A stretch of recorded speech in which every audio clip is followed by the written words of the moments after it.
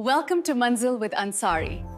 We're going to explore this timeline together, starting right here at the beginning. ये कितनी अजीब बात है ना। मेरा मतलब है आज हमारे पास मौसम का हाल जानने के लिए अंतरिक्ष में घूमते हुए सैटेलाइट्स हैं। सुपर कंप्यूटर्स भी हैं। बिल्कुल, जो हफ्तों पहले बता देते हैं कि बारिश कब होगी। लेकिन अगर हम थोड़ा पीछे जाएं तो शुरुआती इंसान मौसम की भविष्यवाणी करने के लिए क्या करते थे? वो नेचर पर निर्भर थे। हाँ, वे जंगलों में मेंढकों की आवाज सुनते थे या फिर पाइन कोन्स को देखकर अंदाजा लगाते थे कि तूफान आने वाला है या नहीं। और मजे की बात यह है कि उनके ये प्राकृतिक तरीके मतलब काफी हद तक सटीक भी होते थे। नेचर के पास अपना खुद का एक वेदर फोरकास्टिंग सिस्टम है जो हमेशा से काम कर रहा है। बिल्कुल। तो आज हम इसी दिलचस्प सफर पे निकलने वाले हैं।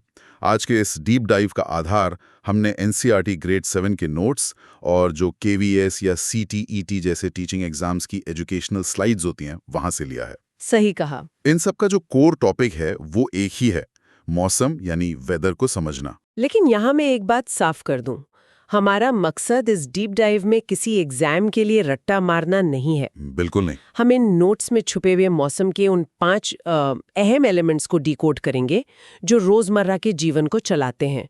जब न्यूज़ एंकर कहता है कि कल रेड अलर्ट है तो उसके पीछे का असली विज्ञान क्या है, आज हम उसी को आसान भाषा में समझेंगे। तो चलिए शुरू करते हैं। सबसे पहले मुझे उस उलझन पर बात करनी है जो बचपन से हम सब के दिमाग में रहती है, वेदर और क्लाइमेट के बीच का फर्क। अक्सर लोग इन्हें एक ही मान लेते हैं। हाँ, ये बहुत ही आम कंफ्यूजन है। अगर मैं इसे एक बहुत ही सिंपल एनालॉजी से समझाऊं तो वेदर या मौसम आपका मूड है। अच्छा। और क्लाइमेट आपकी पर्सनैलिटी है। मौसम वायुमंडल यानी एटमॉस्फेयर की स्थिति है जो हर दिन बल्कि हर घंटे बदल सकती है। सुबह धूप है, शाम को बारिश हो गई, ये मौसम है। दूसरी तरफ क्लाइमेट किसी भी जगह का 25 से 30 सालों का एक लंबा एवरेज होता है। मतलब रेगिस्तान का क्लाइमेट हमेशा गर्म और सूखा रहेगा, भले ही वहां किसी एक दिन बारिश वाला मौसम हो जाए। एग्जैक्टली। और जब हम मौसम की बात करते हैं तो सारी कहानी इसी वायुमंडल के इर्द गिर्द घूमती है। इसे समझने के लिए एक केक की कल्पना कीजिए। केक की? हाँ, जैसे केक में अलग अलग लेयर्स होती है ना, वैसे ही हमारी पृथ्वी के चारों ओर गैसों की कई परतें हैं। और इन नोट्स को पढ़ते हुए मुझे जो सबसे दिलचस्प बात लगी वो वायुमंडल की सबसे निचली परत के बारे में है, जिसे क्षोभ मंडल या ट्रोपोस्फियर कहते हैं। बिल्कुल। ये जमीन से लेकर सिर्फ 6 से 18 किलोमीटर तक ही ऊपर जाती है। और यही वो परत है जो सबसे ज्यादा मायने रखती है। टीचिंग स्लाइड्स में इसे एक रैंक बूस्टर फैक्ट की तरह हाईलाइट किया गया है। रैंक बूस्टर मतलब एग्जाम में सीधा पूछा जाता है? हाँ, क्योंकि आसमान में जो भी दिखता है, सारे बादल, बारिश, आंधी, तूफान, लगभग हर मौसम संबंधी घटना सिर्फ और सिर्फ इसी ट्रोपोस्फियर में होती है। इसके ऊपर मौसम लगभग शांत रहता है। इसीलिए कमर्शियल फ्लाइट्स अक्सर इसके ऊपर उड़ती हैं। एकदम सही, ताकि उन्हें खराब मौसम का सामना न करना पड़े। ये एक बहुत ही बढ़िया पॉइंट है। लेकिन ट्रोपोस्फियर के बारे में एक और फैक्ट है जिसने मुझे सोचने पर मजबूर कर दिया। इसकी मोटाई हर जगह एक जैसी नहीं होती। ध्रुवों पर यानी पोल्स पर यह परत पतली होती है और भूमध्य रेखा या इक्वेटर के पास ये बहुत मोटी हो जाती है। इसके पीछे क्या लॉजिक है? इसका लॉजिक सीधा सा थर्मोडायनामिक्स है। ठंडी हवा हमेशा भारी होती है और सिकुड़ती है। चूंकि पोल्स पर बहुत ज्यादा ठंड होती है तो हवा सिकुड़ जाती है। हाँ, हवा सिकुड़कर जमीन के करीब आ जाती है, जिससे इस परत की मोटाई कम हो जाती है।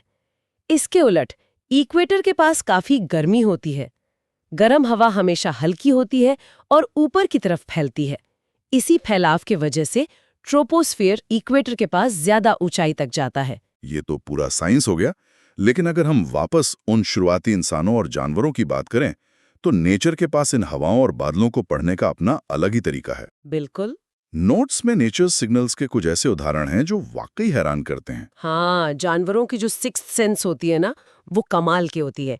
जैसे अगर कोई देखे कि पक्षी अचानक बहुत नीचे उड़ने लगे हैं तो समझ जाना चाहिए कि हवा का दबाव कम हो रहा है और कोई तूफान आने वाला है। एग्जैक्टली। पक्षी अपने कानों में दबाव के इस बदलाव को बहुत जल्दी महसूस कर लेते हैं। और चींटियों वाला उदाहरण तो मैंने खुद बचपन में देखा है। बारिश से ठीक पहले चींटियां एक लंबी लाइन बनाकर अपने अंडों को किसी ऊंची और सुरक्षित जगह पे ले जाने लगती हैं। हाँ, वो भारी बारिश का अलर्ट होता है उनके लिए। और गिलहरियां भी कठोर सर्दियों से पहले ही ज्यादा नट्स इकट्ठे करने लगती हैं, जैसे उन्हें पता हो कि इस बार ठंड लंबी खिंचने वाली है।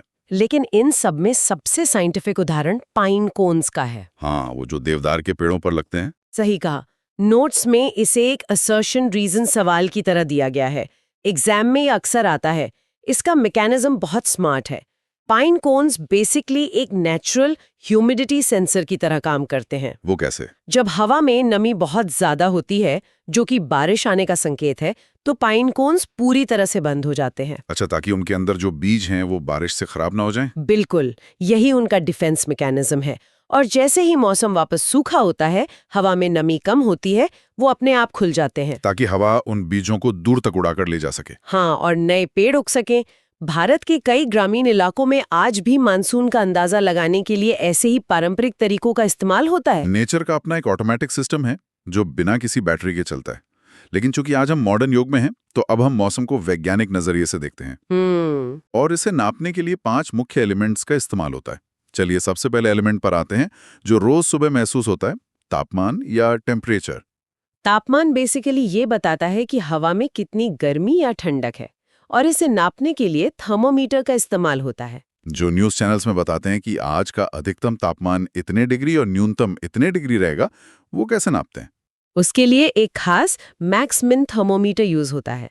ये पूरे 24 घंटे का डेटा स्टोर कर लेता है। पुराने जमाने में तो वो शीशे वाले थर्मोमीटर होते थे ना, जिनमें एक लाल रंग का लिक्विड भरा होता था जो गर्मी पाकर ऊपर चढ़ता था। हाँ, वो थर्मल एक्सपेंशन के सिद्धांत पर काम करते थे। गर्मी से लिक्विड फैलता था, लेकिन आजकल एक्यूरेसी के लिए ज्यादातर डिजिटल थर्मामीटर का ही इस्तेमाल होता है। और तापमान को नापने के 2 मेन स्केल्स हैं, सेल्सियस और फ़ारेनहाइट। और यहीं पर वो मशहूर फॉर्मूला आता है जो स्कूल में हमेशा रटवाया जाता था। Fahrenheit is equal to Celsius into 9/5 + 32। हाँ, वही। सच कहूं तो इसे याद रखना थोड़ा मुश्किल है। एग्जाम में बच्चे अक्सर इसमें गलती करते हैं। तो इसे कैसे याद रखें? एनसीईआरटी के नोट्स में एक बहुत ही बढ़िया चीट कोड दिया है। वो क्या है? अगर 15 डिग्री सेल्सियस को फ़ारेनहाइट में बदलें तो वो ठीक 59 डिग्री फ़ारेनहाइट होता है। मतलब 15 और 59 का सीधा कनेक्शन है। एग्जैक्टली। इसे याद रख लिया तो बेसिक कन्वर्जन का अंदाजा अपने आप लग जाता है। ये तो हो गई गर्मी और ठंड की बात, लेकिन सिर्फ तापमान से तो मौसम नहीं बनता। बिल्कुल नहीं। आसमान से जब कुछ गिरता है, तब असली मौसम का एहसास होता है। ये हमारा दूसरा एलिमेंट है, वर्षण या प्रेसिपिटेशन। प्रेसिपिटेशन एक बहुत ही ब्रॉड शब्द है। आसमान से गिरने वाले पानी के किसी भी रूप को हम इसमें गिनते हैं, चाहे वो बारिश हो, स्नोफॉल हो या फिर ओले गिरना हो। और इसे नापने के लिए रेन गेज का इस्तेमाल होता है। सही कहा, वर्षामापी या रेन गेज। यहाँ पर एक बहुत बड़ा कंफ्यूजन है, जिसे इन टीचिंग स्लाइड्स में एक एग्जाम ट्रैप की तरह दिखाया गया है। हम आम बातचीत में कहते हैं कि आज तो बहुत लीटर बारिश हुई होगी, लेकिन रेन गेज बारिश को कभी भी लीटर्स या वॉल्यूम में नहीं मापता, है ना? एग्जैक्टली। ये बहुत ही आम गलतफहमी है और एग्जामिनर यहीं पर फंसाता है। रेन गेज हमेशा बारिश की गहराई यानी डेप्थ को मिलीमीटर में मापता है। गहराई को? हाँ, मान लीजिए किसी इलाके में तेज बारिश हुई और कहा गया कि 30 मिलीमीटर बारिश रिकॉर्ड की गई। इसका मतलब है कि अगर उस इलाके की जमीन पूरी तरह से फ्लैट होती और पानी कहीं बहकर नहीं जाता, तो पानी की सतह जमीन से 30 मिलीमीटर ऊपर तक भर जाती। अच्छा, तो ये गहराई का मेजरमेंट है।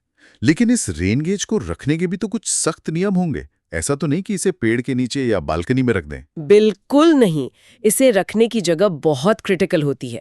इसे हमेशा एक खुली जगह पर रखा जाना चाहिए, जहां आसपास कोई बिल्डिंग या पेड़ न हो जो बारिश की बूंदों को रोक सके। जमीन एकदम समतल होनी चाहिए ताकि गेज टेढ़ा ना हो। और एक बहुत ही दिलचस्प नियम है स्नो रूल। स्नो रूल, ये क्या है? अगर किसी जगह पर बारिश के बजाय बर्फबारी हो रही है, तो उस बर्फ को सीधे नापा नहीं जा सकता।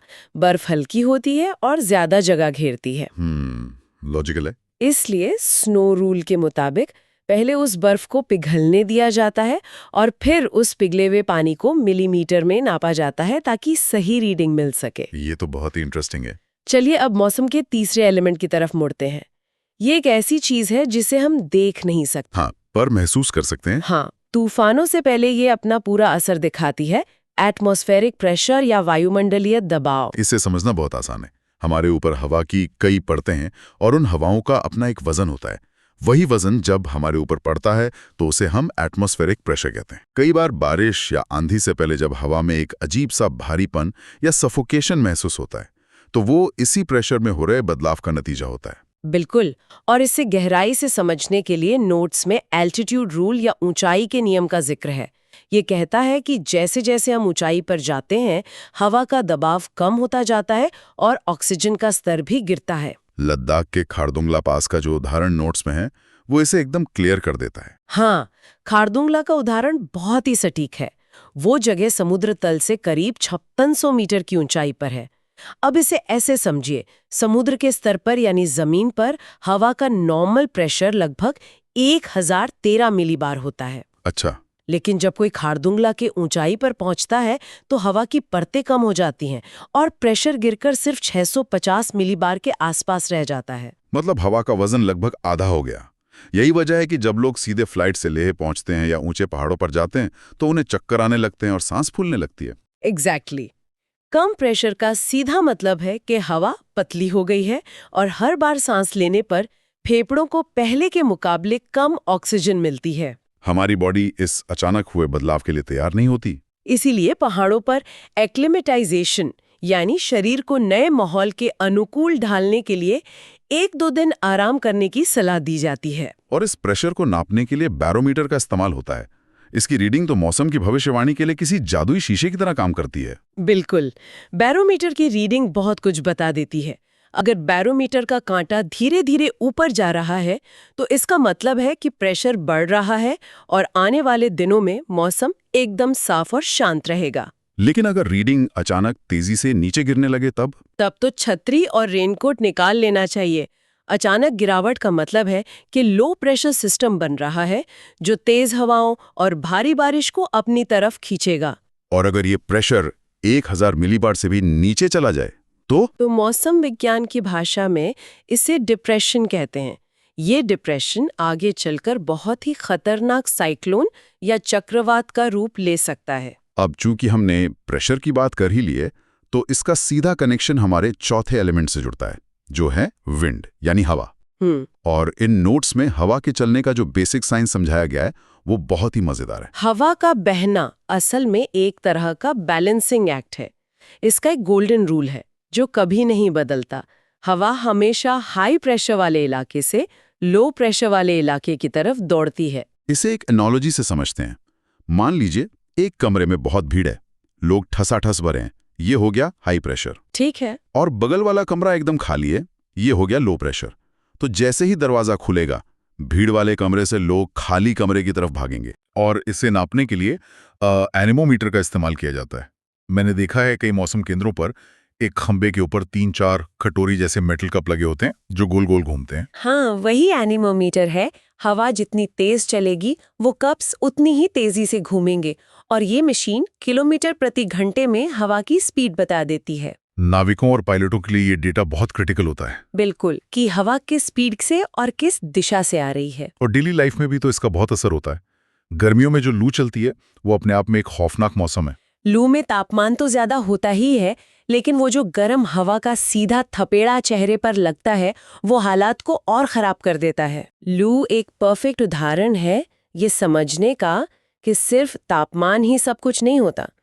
तेज गर्म हवा मिट्टी की सारी नमी सोख लेती है जिससे न सिर्फ डिहाइड्रेशन होता है बल्कि खेती को भी भारी नुकसान पहुंचता है। नमी से मुझे हमारा 5वां और आखिरी एलिमेंट याद आ गया, ह्यूमिडिटी या आर्द्रता। इसे हाइग्रोमीटर से नापा जाता है और आमतौर पर प्रतिशत यानी परसेंटेज में बताया जाता है। ह्यूमिडिटी का मतलब है कि हवा में इस वक्त कितना वाटर वेपर यानी जल वाष्प मौजूद है और ये इस बात पर बहुत डिपेंड करता है कि कोई ज्योग्राफिकली कहाँ है। सही बात है। जैसे अगर कोची या मुंबई जैसे तटीय शहरों की बात करें जो समुद्र के बिल्कुल पास हैं, वहाँ हवा में नमी बहुत ज़्यादा होती है। लेकिन अगर जयपुर या दिल्ली जैसे अंतर्देशीय या रेगिस्तानी इलाकों में चले जाएं तो वहाँ नमी बहुत कम होती है। टीचिंग नोट्स में मैंगलुरु और दिल्ली का एक तुलनात्मक सवाल भी है जो अक्सर एग्जाम्स में दिखता है। अच्छा, एग्जाम में कैसे आता है ये? सवाल सीधा होता है कि मैंगलुरु और दिल्ली में से ज्यादा नमी कहाँ होगी और क्यों। जवाब सिंपल है कि मैंगलुरु समुद्र के किनारे है इसलिए वहाँ नमी ज्यादा है, लेकिन इस नमी का हमारे शरीर पर जो असर होता है वो समझना ज्यादा जरूरी है। हाँ, मैंने अक्सर महसूस किया है कि अगर उच्च नमी में 29 डिग्री का तापमान भी हो तो वो बहुत अधिक गर्म महसूस होता है। ऐसा क्यों? इसका कारण है इवेपोरेशन यानी वाष्पीकरण का धीमा हो जाना। जब हमें गर्मी लगती है तो शरीर पसीना छोड़ता है। जब वो पसीना हवा में सूखता है तो ठंडक महसूस होती है। अब जहाँ हवा सूखी होती है पसीना जल्दी सूख जाता है, लेकिन जहाँ हवा में पहले से ही इतनी ज्यादा नमी होती है वो शरीर का पसीना सोख ही नहीं पाती। मतलब हवा पहले से ही फुल है, उसमें और पानी सोखने की जगह ही नहीं है। एग्जैक्टली पसीना सूखता नहीं, इसलिए 29 डिग्री का तापमान भी बहुत गर्म और चिपचिपा महसूस होता है। हालांकि बादल बनने के लिए इसी उच्च नमी का होना सबसे बड़ी शर्त है। ये पांचों एलिमेंट्स तापमान, प्रेसिपिटेशन, प्रेशर, हवा और नमी सच में मौसम की पूरी कहानी बयां करते हैं। लेकिन आज के समय में इन सबको हर जगह जाके इंसानों द्वारा नापना तो मुमकिन नहीं है। इसीलिए अब ऑटोमेटेड वेदर स्टेशंस यानी AWS का जमाना है। AWS तकनीक का एक बेहतरीन नमूना है। ये ऐसे छोटे छोटे वेदर स्टेशंस होते हैं जो 100% मानव हस्तक्षेप के बिना काम करते हैं। इनमें पुराने उपकरणों की जगह हाईटेक इलेक्ट्रॉनिक सेंसर्स लगे होते हैं। और चूंकि इन्हें जंगलों में या दूरदराज के इलाकों में लगाया जाता है जहां बिजली नहीं होती, इसलिए सोलर पैनल से ऊर्जा लेते हैं। और हर 10 मिनट में इन पांचों एलिमेंट्स का एकदम सटीक डेटा रिकॉर्ड करके भेज देते हैं। आज के समय में जब हम जलवायु परिवर्तन या क्लाइमेट चेंज को ट्रैक कर रहे हैं तो इन स्टेशंस की भूमिका बहुत अहम है। इसी डेटा को एनालाइज करके भारत का मौसम विज्ञान विभाग यानी IMD अपनी चेतावनियां या कलर कोड्स जारी करता है। इन कलर कोड्स को डीकोड करना हर इंसान के लिए बहुत जरूरी है। IMD मेनली 4 रंगों का इस्तेमाल करता है। हरा रंग तो सिंपल है, सामान्य, कोई खतरा नहीं। फिर आता है पीला रंग या येलो वॉच, जिसका मतलब होता है कि मौसम बदल सकता है, इसलिए अपडेट रहें।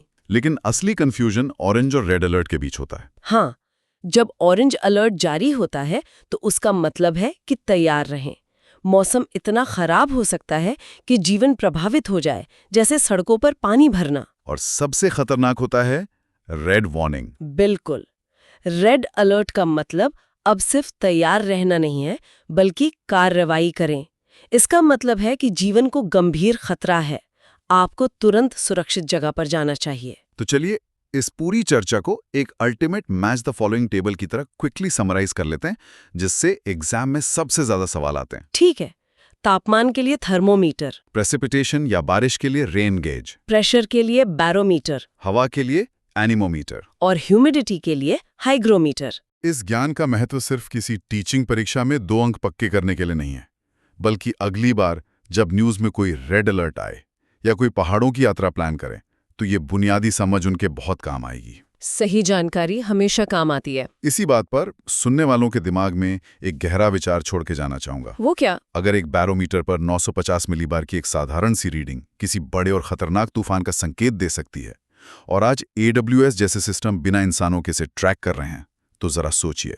भविष्य के बारे में? हाँ, भविष्य में जब आर्टिफिशियल इंटेलिजेंस इन 5 साधारण तत्वों के डेटा को पूरी तरह से समझ लेगा, तो क्या मौसम की भविष्यवाणी इतनी सटीक हो जाएगी कि कोई भी इंसान कभी किसी प्राकृतिक आपदा या अचानक आई बारिश का शिकार नहीं होगा? ये सच में सोचने पर मजबूर करने वाला विचार है। तो इसी के साथ आज का क्वेश्चन ऑफ द डे है, बैरोमीटर पर 950 मिलीबार की रीडिंग आखिर क्या दर्शाती है? इसका जवाब सोचिएगा। हमारे साथ इस डीप डाइव में जुड़ने के लिए धन्यवाद। अगर आज की क्लास हेल्पफुल लगी हो तो वीडियो को लाइक जरूर करें और चैनल को सब्सक्राइब करना बिल्कुल ना भूलें। मिलते हैं नेक्स्ट क्लास में।